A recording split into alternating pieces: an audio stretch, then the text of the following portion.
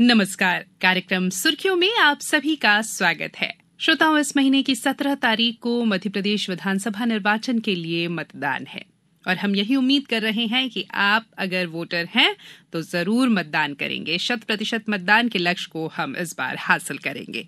आज सुर्खियों में हम आपको सुनाने जा रहे हैं मुख्य निर्वाचन पदाधिकारी अनुपम राजन से आकाशवाणी संवाददाता संजीव शर्मा की बातचीत। ये बातचीत आधारित है प्रदेश में हो रही निर्वाचन से संबंधित तैयारियों पर, स्वीप गतिविधियों पर। तो आइए इस बातचीत को सुनते हैं। सुर्खियों में सर, चुनाव में बस 15 दिन का समय बचा है, तो किस तरह की तैयारियां हैं चुनाव आयोग की और कैसी तैयारियां हैं, कितनी तैयारियां हैं? पूरी तरह तैयार हैं हम लोग चुनाव के लिए। आपने सही कहा कि 17 दिन लगभग बचे हैं, तो चुनाव की तैयारियां तो लगभग चुनाव की जो संभावित तिथि होती है उसके 1 साल पहले से हम लोग आरंभ कर देते हैं। बहुत सारी गतिविधियां होती हैं, बहुत सारी एक्टिविटीज़ हैं, तो सारी गतिविधि जो सारा काम है वो अपने निर्धारित समय के अनुसार चल रहा है।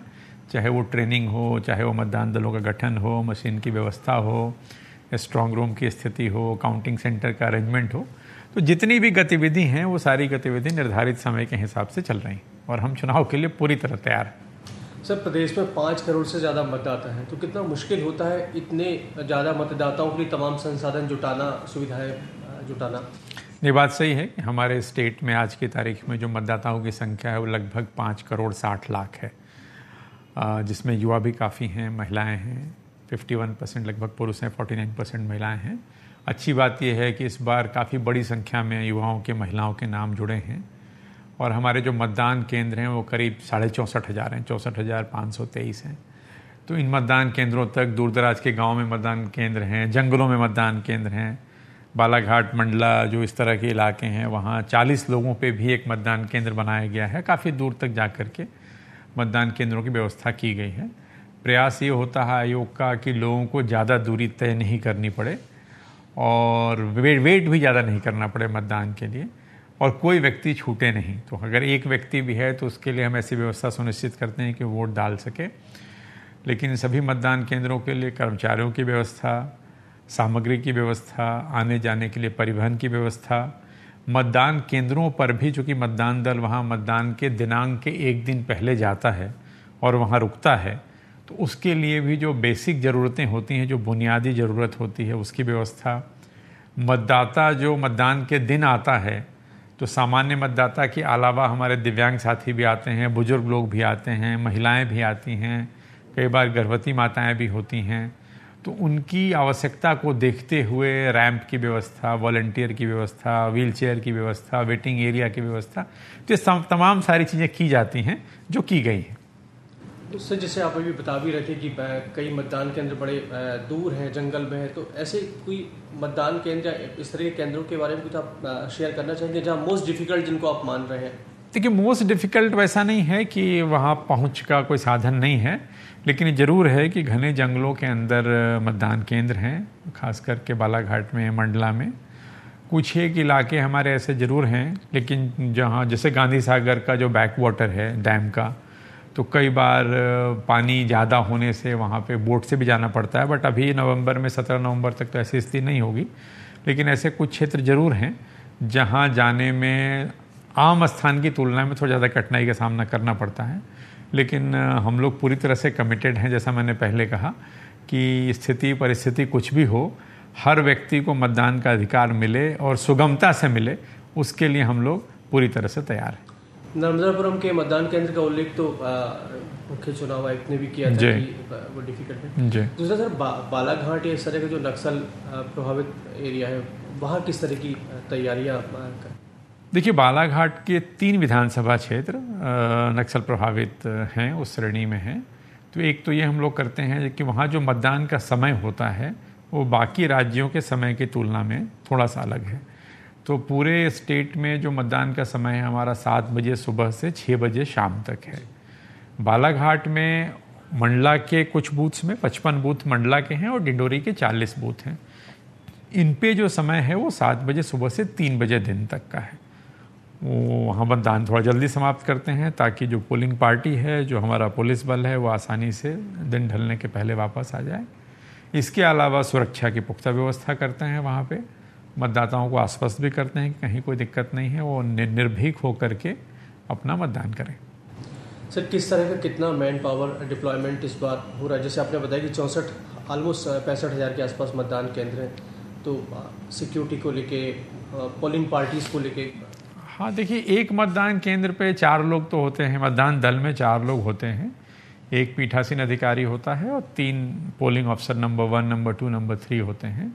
इन 4 लोगों के अलावा जो मतदान केंद्र के अंदर होते हैं, बाहर में पुलिस का बल होता है, स्पेशल पुलिस ऑफिसर्स होते हैं। तो एक मतदान केंद्र BLO हमारे होते हैं, तो एक मतदान केंद्र की व्यवस्था को देखने के लिए लगभग 7 से 10 लोग होते हैं। तो आप उसको अगर गुणा करते हैं मतदान केंद्रों की संख्या से, तो 4.5 से 5 लाख लोगों का स्टाफ तो इसमें लगता है, इस पूरी कवायद में। इसके अतिरिक्त हमारे पुलिस बल होते हैं, जो फ्लाइंग स्क्वाड होते हैं, जो मोबाइल टीमें होती हैं, सेक्टर ऑफिसर्स होते हैं, तो काफ़ी लोग इसमें लगते हैं और उनकी पूरी व्यवस्था चाक चौबंद है। उनके रूट चार्ट्स बने हुए हैं, उनके रुकने ठहरने की व्यवस्था, जो भी लॉजिस्टिक्स का अरेंजमेंट होता है, ताकि जो मतदान दल है या जो पुलिस के हमारे साथी हैं उनको भी किसी प्रकार की दिक्कत नहीं हो, इसका हम लोग ध्यान रखते हैं। इस बार तो दिव्यांग और बुजुर्ग मतदाताओं के लिए भी चुनाव आयोग कुछ खास तरह की व्यवस्थाएं कर रहा है, जैसे घर से मतदान की सुविधा आप दे रहे हैं, इस बारे में कुछ आप बताइए। देखिए, जो आयोग के निर्देश हैं उसमें यह है कि 80 वर्ष से अधिक आयु के लोग, जो 80+ के जो मतदाता हैं, और ऐसे दिव्यांग मतदाता जिनकी दिव्यांगता का प्रतिशत 40% से ज़्यादा है, इनको घर से वोट डालने की सुविधा दी गई है, यदि वो विकल्प ऐसा चुनते हैं तो हम लोग BLO के माध्यम से इस श्रेणी के सभी मतदाता से संपर्क करते हैं। लगभग हमारे राज्य में इन दोनों श्रेणियों को मिला दें तो 12 लाख के आसपास मतदाता हैं, 80+ और दिव्यांग को मिला देते हैं। इनमें हमने एक से संपर्क किया, तो इसमें से अभी 1,16,000 या 1,18,000 लोगों ने ये विकल्प का चयन किया है कि वो घर से मतदान करेंगे। तो जो लोग इस विकल्प का चयन करते हैं, उनके घर पे जाकर के पोस्टल बैलेट के माध्यम से हम लोग मतदान की प्रक्रिया सुनिश्चित कराते हैं। इसकी सूचना हम कैंडिडेट्स को भी देते हैं, राजनीतिक दलों को भी देते हैं, और उसी पारदर्शिता के साथ और उसी निष्पक्षता के साथ ये मतदान की कार्रवाई भी की जाती है, मतदान की गोपनीयता बनाए रखी जाती है। ये ज़रूर है कि अभी भी लोगों का विश्वास मतदान केंद्र पे आकर के वोट डालने में ज़्यादा है, लोग उसको ज़्यादा पसंद करते हैं। और वहाँ भी मतदान केंद्र पे भी हम लोग बुजुर्ग जो हमारे मतदाता आते हैं, जो दिव्यांग साथी आते हैं, या जो गर्भवती महिलाएं आती हैं, उनको हम लोग सबसे पहले वोट कराते हैं और उनकी सुविधा का ख्याल रखते हैं। तो ये पूरी व्यवस्था एक तरह से बुजुर्ग मतदाताओं के लिए और दिव्यांग मतदाताओं के लिए की गई। इस बार से सर्विस वोटर्स की क्या स्थिति है, कितनी संख्या है और उनके लिए क्या सुविधा है? सर्विस वोटर्स जो हमारे करीब 75,000 के आसपास हैं, जो डिफरेंट फोर्सेस में एम्प्लॉयड हैं और डिफरेंट जगहों पे हैं, उनके लिए ETPVS हम लोग कहते हैं, electronically transmitted postal ballot system. तो उनको जो उनका बैलेट होता है, जो पोस्टल बैलेट होता है, वो मेल के जरिए उनको हम भेजते हैं, इलेक्ट्रॉनिकली भेजते हैं। उनके यूनिट ऑफिसर्स होते हैं, रिकॉर्ड ऑफिसर्स होते हैं, तो उनके माध्यम से ये लोग जहाँ भी पदस्थ होते हैं वो वोट करते हैं और फिर वो बाई पोस्ट हमको प्राप्त होता है। तो वही व्यवस्था इस बार भी की गई है और सभी को पोस्टल बैलेट जैसे हो जाएगा, आज कैंडिडेट का विड्रॉल जैसे फाइनल हो जाएगा, तो सबसे पहले हम लोग पोस्टल बैलेट इलेक्ट्रॉनिकली मेल के थ्रू उनको भेजते हैं। इस बार तो सर दिव्यांग अधिकारी या कर्मचारी भी पोलिंग बूथ संभाल रहे हैं, तो उसके लिए किस तरह के प्रबंधन करने पड़े हैं? नहीं, हम लोगों ने ये शुरुआत की है कि जैसे मैंने पहले बताया कि एक मतदान दल में 4 लोग होते हैं जो मतदान केंद्र के अंदर पूरी मतदान की प्रक्रिया का संचालन करते हैं, उसको संपादित करते हैं। तो ऐसे बहुत सारे बूथ हम लोग बना रहे हैं राज्य के अंदर जहाँ ये चारों लोग दिव्यांग होंगे। तो एक ये भी है कि एक आत्मसम्मान की भावना भी है और एक संदेश भी देना चाहते हैं कि वो किसी भी मायने में किसी से कम नहीं है और वो उसी बखूबी और उसी शिद्दत के साथ, उसी गुणवत्ता के साथ सारा काम संपादित कर रहे हैं। युवा मतदाता हमेशा ही चुनाव में बड़ी भूमिका निभाते हैं। इस बार भी फर्स्ट टाइम वोटर आपने काफ़ी सारे फर्स्ट टाइम वोटर जोड़े हैं, तो कितनी इनकी संख्या है और इनके लिए वोटिंग ज़्यादा से ज़्यादा वोटिंग करें, इसके लिए किस तरह की पहल? युवा मतदाताओं की संख्या जो सिर्फ अभी जो 18 से 19 साल के एज ब्रैकेट में है, उनकी संख्या 18 से 20 लाख के आसपास होगी। लेकिन आज की तारीख में कई ऐसे मतदाता हैं जो 21-22 साल के भी हैं, वो भी फर्स्ट टाइम वोट करेंगे, चूँकि 18 के बाद अब 2023 में चुनाव हो रहा है, तो इनकी संख्या काफ़ी हो सकती है अगर आप पिछले 5 साल के लोगों को अगर आप उनको आकलन करते हैं तो। इनसे हम लोग बार बार आग्रह करते हैं कि ये आगे आएँ, वोट करें। देखा ये भी गया है कि थोड़ा सा युवा मतदाताओं में कई बार वोटिंग के प्रति उतना रुझान नहीं होता, तो हम लोग लगातार कॉलेजेस में, हायर सेकेंडरी स्कूल्स में इनके संपर्क में हैं। समाज जो सोशल मीडिया के डिफरेंट माध्यम हैं उनका सहारा ले रहे हैं। जो कैंपस एम्बेसडर्स बनाए हैं स्कूल्स में, कॉलेजेस में, उनके माध्यम से इनसे संपर्क कर रहे हैं और काफ़ी अच्छा सपोर्ट मिल रहा है युवाओं का। तो मुझे उम्मीद है कि हमारे युवा साथी इस बार आगे आएंगे और सभी लोग 17 नवंबर को जो मतदान का दिन है तो आगे आके मतदान करेंगे। इस बार तो सर आपने युवाओं को मतदान केंद्र संभालने की जिम्मेदारी भी आप दे रहे हैं। हाँ, ये जो हमारे युवाओं को कहने का मतलब कि जो हमारे कर्मचारी हैं, जो यूथ, जैसे हम लोगों ने दिव्यांग की बात की कि ऐसे मतदान केंद्र जिनमें सभी लोग दिव्यांग हैं वो मैनेज कर रहे हैं, उसी तरह से हम लोगों ने एक श्रेणी बनाई है जहाँ सारे के सारे हमारे युवा साथी जो नौकरी में हैं लेकिन कम उम्र के हैं, वो उस मतदान केंद्र को संचालित करें। प्रॉपरली उनको ट्रेनिंग दी गई है और वो काफ़ी एक्साइटेड है। मुझे पूरा विश्वास है कि इसमें वो उसी तन्मयता के साथ और उसी शिद्दत से वो एक काम को करेंगे।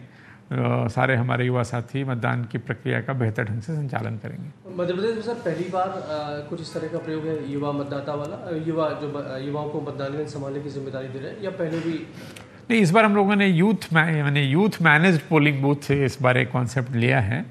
जिस तरह से दिव्यांग कर रहे हैं, कई सारे हैं जहाँ महिलाएं कर रही हैं, तो उसी कड़ी में ये एक प्रयास है यूथ मैनेज पोलिंग बूथ। और पिंक बूथ की सर क्या स्थिति है? पिंक पोलिंग बूथ जो उनको हम कहते हैं जहाँ चारों के चारों मतदान दल के जो हमारे कर्मचारी जो साथी हैं वो महिला होती हैं। सामान्यतया महिला कर्मचारियों की ड्यूटी हम लोग शहर में या पास में ही लगाते हैं ताकि वो मतदान के दिन अपने मतदान केंद्र पे आ करके और मतदान प्रक्रिया का संचालन करें। हमारे पुरुष साथी मतदान केंद्रों पे एक दिन पहले जाते हैं दूर दराज के इलाकों में। तो जो महिलाएं खास करके जो शहरी क्षेत्र में होती हैं, जिला मुख्यालय पे, तहसील मुख्यालय पे उनकी ड्यूटी लगती है। तो हम लोगों ने इस बार ये सोचा है, पिछली बार भी ये काम किया गया था, इस बार थोड़ी संख्या हम लोगों ने बढ़ाई है कि ऐसे मतदान केंद्रों की संख्या ज़्यादा से ज़्यादा की जाए जहाँ पे चारों लोग महिलाएँ हों और वो मतदान केंद्र का संचालन करें, पूरी प्रक्रिया को अंजाम दें। और उनकी अच्छी ट्रेनिंग हुई है और मुझे पूर्ण विश्वास है कि वो अत्यंत ही बेहतर ढंग से इस कार्य को संचालित करेंगे। कुछ मोटे तौर पर सर बता सकते हैं कितनी संख्या है पिंक बूथ की? मतलब पिंक पोलिंग बूथ की संख्या यदि आप ऐसे देखें तो मुझे लगता है ये 5000 से ज़्यादा होंगी राज्य में। चूँकि हमारे 52 जिला मुख्यालय हैं तो आसानी से 5000 का आंकड़ा हम पार करेंगे इसमें। इस बार सर देख रहे हैं चुनाव आयोग नया प्रयोग कर रहा है, जिसको ग्रीन पोलिंग बूथ भी नाम दिया है, इको फ्रेंडली बूथ का नाम भी। कल परसों चुनाव आयोग के इंस्ट्रक्शंस आए, जबलपुर में सुना है इसको लेके काफ़ी पहल भी की जा रही है। ये सर क्या कॉन्सेप्ट है? बड़ा अच्छा कॉन्सेप्ट है। मैं जबलपुर खुद गया था, मुझे बड़ा अच्छा लगा। वहाँ जबलपुर शहर के लगभग सारे बूथ को वो इको फ्रेंडली बूथ्स बना रहे हैं। कुछ सैम्पल बूथ्स उन्होंने बनाए, हमने भी देखा। तो हर चीज़ जो वहाँ उपयोग में आ रही है वो इको फ्रेंडली है। जैसे सामान्यतया बूथ पे हम लोग देखते हैं कि जो खाने पीने की जो डिस्पोजेबल ग्लासेज होती हैं, जो खाने का सामान है वो प्लास्टिक का होता है, जो हम डेकोरेट करते हैं वो भी प्लास्टिक के इनसे करते हैं। तो इन सारी चीज़ों को उन्हें हटा करके और बड़े अच्छे तरीके से बांस के जो बैम्बू स्टिक्स का उपयोग किया है, वो पत्तों का उपयोग किया, फ्लावर्स का उपयोग किया है। तो बहुत अच्छे तरीके से उसको सजाया गया है। जो रिसाइकिल मटेरियल की जो चीज़ें हैं उनका उपयोग कर रहे हैं। तो ये एक प्रयास है, एक हम लोग संदेश भी देना चाह रहे हैं कि ये किया जा सकता है और डेफिनेटली एक अच्छी शुरुआत है। अगर ये धीरे धीरे पिकअप करता है तो आने वाले दिनों में हम लोग इसको और विस्तार देंगे और अधिक से अधिक बूथ हम ग्रीन बूथ के रूप में परिवर्तित करेंगे। हम लोगों को पता लगा कि वहाँ खाने पीने के सामान में भी श्रेयन्न को शामिल किया है, मोटा अनाज। जी बिल्कुल सही कह रहे हैं। मुझे अब तक उसका सैंपल भी लगा हुआ है, उसके पोस्टर्स लगे हैं और सबसे अच्छी बात है कि लोगों ने बहुत अप्रिसिएट किया है। मतलब लोगों ये जो पहल है उसको वहाँ स्थानीय लोगों ने भी इसको काफ़ी अप्रिसिएट किया है और बढ़ चढ़ के उसमें सहयोग भी कर रहे हैं। सर इस बार पैसा और मटेरियल, लिकर या दूसरी चीज़ें पिछले चुनाव की तुलना में काफ़ी बड़ी मात्रा में बरामद हो रही है। इसकी वजह क्या आप देखते हैं? पिछले जो चुनाव थे उसमें जो टोटल जो सीजर हुआ था आचार संहिता के लगने के दिनांक से लेकर के चुनाव के दिनांक तक, वो करीब 72 करोड़ था डिफरेंट कैटेगरीज में। इस बार अभी वो करीब 250 करोड़ के आसपास है, चाहे उसमें नगद भी शामिल है, लिकर भी है, ड्रग्स हैं, प्रेशियस मेटल्स हैं, फ्रीबीज हैं। अब आप कह सकते हैं कि थोड़ा इंटेंसिव ढंग से हम लोग इस काम को कर रहे हैं। इंटर स्टेट बॉर्डर्स पे कार्रवाई हो रही है, नाके लगाए गए हैं, नाकों पे हम लोगों ने वेब कैमराज लगाए हैं, उसकी लाइव स्ट्रीमिंग्स भी हो रही हैं, कंट्रोल रूम से उसको मॉनिटर कर रहे हैं। उसके साथ साथ जो हमारी स्टैटिक्स जो SSTs होती हैं, जो फ्लाइंग स्क्वाड की टीमें हैं, ये सब लोग भी अपना अपना काम, अपने दायित्व का निर्वहन कर रहे हैं। तो थोड़ा मॉनिटरिंग अच्छी हो रही है, इंटेंसिव मॉनिटरिंग हो रही है, हो सकता है उसका परिणाम हो। आम लोग सर इन खबरों को अखबार में पढ़ते हैं या मीडिया से सुनते हैं, तो उनके मन में भी जिज्ञासा होती है कि आयोग इन सब चीज़ों का क्या करता है, मतलब ये सब इतना बड़े पैमाने पर कैसे ज्वेलरी या जो चीज़ें मिलती हैं। नहीं, ये इंटरसेप्शन है। ये समझ, ये जैसे किसी के पास से कोई रकम यदि प्राप्त होती है और वो उसको एक्सप्लेन नहीं कर पाता उस समय, तो एक तरह से वो लेकर के जो भी प्रक्रिया है, अगर 10 लाख से ऊपर की रकम होती है तो इनकम टैक्स को दे देते हैं, उसके नीचे होती है तो हम उसको ट्रेजरी में रखते हैं। यदि व्यक्ति उसके बाद उसको पूरा समय दिया जाता है, यदि वो व्यक्ति ये स्पष्ट कर देता है, संतुष्ट कर देता है कि जो ट्रेल अगर एस्टैब्लिश कर देता है कि कोई आदमी 2 लाख रुपए लेके जा रहा है, उस समय वो नहीं बता पाया, लेकिन बाद में अगर वो बताता है कि फ़लाँ बैंक से या फ़लाँ जगह से मैं पैसा लग करके आ रहा हूँ और उसके द्वारा जो एक्सप्लेनेशन दिया गया है वो संतोषजनक है, वो सही है, तो राशि उसको वापस कर दी जाती है। तो ऐसा नहीं है कि सारा कुछ जो इंटरसेप्ट किया गया है या जो पकड़ा गया है वो पूरा का पूरा अवैध हो गया और उसको ये कर लिया गया। अगर संतोषजनक स्पष्टीकरण मिलने के बाद वो राशि हो या सामग्री हो, उसको वापस की जाती है। इस बार आयोग नई तकनीकी के इस्तेमाल में भी काफ़ी पहल कर रहा है। सी विजिल है या दूसरे भी ऐप आए, तो ये भी काफ़ी मददगार साबित हो रहा है राजनीतिक दलों के लिए भी और मतदाताओं के लिए भी। हाँ, सी विजिल के माध्यम से जो आचार संहिता के उल्लंघन की जो शिकायतें हैं, सी विजिल का पूरा पर्पस ही यही है कि नागरिक इसको ऑन करे। उसका नाम ही है सिटीजन विजिल।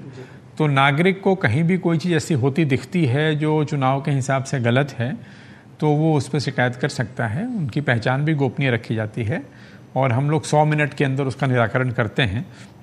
वो फ्लाइंग स्क्वाड टीम को अलर्ट जाता है और वो मौके पे जाकर के उसको देखती है। कभी शिकायत सही होती है, कभी गलत होती है, लेकिन अगर यदि शिकायत सही है, उसमें तथ्य हैं, तो तत्काल उस पर कार्रवाई होती है और उसका निराकरण करते हैं। इन दिनों सर राजनीतिक दलों की तरफ से शिकायतों का भी काफ़ी संख्या बढ़ गई है, तो इसका प्रबंधन आप लोग कैसे करते हैं? जब भी शिकायत कहीं से आती है या प्राप्त होती है तो हम लोग संबंधित, अगर मान लीजिए किसी ज़िले के बारे में है तो संबंधित ज़िले के कलेक्टर को उसको भेजते हैं, 24 घंटे के अंदर उनसे रिपोर्ट प्राप्त करते हैं। और यदि शिकायत सही पाई जाती है तो कई बार फ़ोन पे ही तत्काल कार्रवाई के लिए निर्देशित किया जाता है। तो कई सारे मामले दर्ज भी हुए हैं जिसमें आचार संहिता के उल्लंघन के मामले हैं, तो उसमें तत्काल कार्रवाई होती है। और अगर शिकायत का स्वरूप ऐसा है कि कहीं कोई चीज़ हटानी है, होर्डिंग लगा है, फ्लेक्स लगा है, बैनर लगा है सरकारी बिल्डिंग पे जो नहीं लगना चाहिए और वहाँ कोई नहीं है, तो उसको फिर हटा देते हैं, उस तरह को समाप्त करते हैं। सोशल मीडिया की मॉनिटरिंग एक बड़ा सरदर्द है सरकारी एजेंसियों सभी के लिए, आप लोग कैसे इससे निपटते हैं? हम लोगों ने एक सेल बना रखा है, सोशल मीडिया के सेल्स बने हुए हैं जो हर जो मीडिया पे चीज़ें चलती हैं उसको देखते हैं। उसमें कुछ नेगेटिव खबरें होती हैं, कुछ पॉजिटिव खबरें होती हैं, कुछ भ्रामक खबरें भी होती हैं जो सही नहीं होती हैं। आजकल सोशल मीडिया से भी ज़्यादा आर्टिफिशियल इंटेलिजेंस का ये हो गया है, जिसमें आपकी आवाज़ में कोई चीज़ डब कर दी जा रही है जो आपने कभी कही नहीं है, या कोई पुरानी क्लिप है उसमें आपकी आवाज़ जोड़ी जा रही है। तो इस प्रकार की चीज़ें भी मिलती हैं जिसको हम लोग संबंधित जो सोशल मीडिया प्लेटफॉर्म है, चाहे वो फेसबुक हो, ट्विटर हो, मेटा जो भी है, उनको कहते हैं कि ये गलत है, इसको हटा लें अपने प्लेटफॉर्म से। और कई बार साइबर सेल होता है पुलिस का जो इनको इन्वेस्टिगेट करते हैं, उनको भी सौंपते हैं कि ये शुरुआत कहाँ से हुई और किसने इस तरह से किया, वीडियो को मॉर्फ करना, एक फ़ोटो को दूसरे के साथ जोड़ना। तो पुलिस की भी मदद लेते हैं और जो डिफरेंट सोशल मीडिया प्लेटफॉर्म्स हैं उनकी भी मदद लेते हैं। इस पर क्यूलेस ऐप को लेकर भी काफ़ी लोग अप्रिशिएट कर रहे हैं कि आप पहले से टाइम स्लॉट लेके मतदान करने जा सकते हैं। ये किस तरह की प्रोसेस है? इसमें हम लोगों ने व्यवस्था ये हम लोग करने जा रहे हैं कि आधे घंटे के करीब 14 स्लॉट्स होंगे पूरे दिन भर में, जिसमें आप एक स्लॉट में लगभग 20 लोग उसमें जा सकेंगे। तो आप अपने फ़ोन से अपना स्लॉट बुक कर सकते हैं और उस समय जा सकते हैं मतदान केंद्र पे और अपना वोट डाल सकते हैं। तो एक तरह से आपको प्रेफरेंशियल एक्सेस मिलता है, आप आसानी से वहाँ जा कर के अपना वोट डाल देते हैं। तो आपका जो वेटिंग टाइम है, जो कई बार खास करके अर्बन एरियाज़ में, तो व्यक्ति को ये पता है पहले से कि मैं 1 बजे से 1:30 बजे के बीच का स्लॉट यदि मैंने लिया है तो उस आधे घंटे में तो मैं वोट डाल ही दूंगा, तो बाकी समय वो अपने हिसाब से प्लान कर सकता है। तो उसको ये नहीं है कि पता नहीं मेरा नंबर कब आएगा और मैं कब वोट डालूंगा, तो वो अपनी दिनचर्या को प्लान कर सकता है उस हिसाब से। और सबसे लास्ट और ज़रूरी सवाल कि आकाशवाणी के जरिए आप प्रदेश के मतदाताओं से क्या कहना चाहते हैं, किस तरीके पर? मैं आपके माध्यम से सभी मतदाताओं से, खास करके अपने युवा साथियों से, सभी से यही अपील करूंगा कि 17 तारीख को, 17 नवंबर इस महीने की 17 तारीख को मतदान है। पूरे राज्य में एक दिन मतदान है, एक ही दिन हो रहा है, वो शुक्रवार का दिन है। तो हम सभी लोग जिनके नाम मतदाता सूची में हैं वो उस दिन मतदान जरूर करें। किसी भी स्थिति में हमें अब मतदान करना चाहिए, हमारा सबसे इम्पॉर्टेंट अधिकार है लोकतंत्र का। ये भी स्पष्ट करना चाहूँगा कि मतदान करने के लिए वोटर आईडी कार्ड अगर नहीं है तो ऐसा नहीं है कि आप वोट नहीं डाल सकते। वोटर आईडी कार्ड के अलावा 12 अन्य दस्तावेज हैं जो हम लोग समय समय पर बताते रहते हैं, जैसे आपका आधार कार्ड है, आपका पैन कार्ड है, ड्राइविंग लाइसेंस है, पासपोर्ट है, बैंक की पासबुक है, राशन कार्ड है, कोई अन्य तरह का पहचान पत्र। बेसिक ज़रूरत होती है फ़ोटो जिस पे लगा है और वो फ़ोटो किसी अच्छे अधिकारी के द्वारा प्रमाणित है शासकीय, तो उसके आधार पे भी आप वोट डाल सकते हैं। तो ऐसा नहीं है, कभी ये भ्रम या भ्रांति नहीं होनी चाहिए कि यदि मेरे पास वोटर आईडी कार्ड नहीं है या मेरे को मतदाता पर्ची नहीं मिली है तो मैं वोट नहीं डाल पाऊँगा। अगर आपका नाम मतदाता सूची में है और 12 प्रकार के जो दस्तावेज हैं वोटर आईडी कार्ड के अलावा, उनमें से भी कोई एक भी आपके पास है तो वो लेकर के आप जाते हैं तो अपना वोट डाल सकते हैं। तो मैं अनुरोध करूंगा सभी साथियों से, हम सभी मतदाता भाइयों से, बहनों से, कि आप वोट जरूर दीजिए। ये एक बहुत बड़ा अधिकार है लोकतंत्र के तहत जो हमें मिला है। हम सभी लोगों को आगे बढ़ के स्वयं वोट करिए। परिवार के सभी मतदाता जो लोग 18 साल से ऊपर के हैं उनको प्रेरित करिए कि वो 17 तारीख को वोट जरूर करें। Thank you. आपका भी बहुत बहुत धन्यवाद। Thank you very much. Thank you. तो सुर्खियों में आज के लिए इतना ही। अगले सप्ताह फिर आपसे मुलाकात होगी एक नए विषय पर। तब तक के लिए इजाजत दीजिए। नमस्कार। सुर्खियों में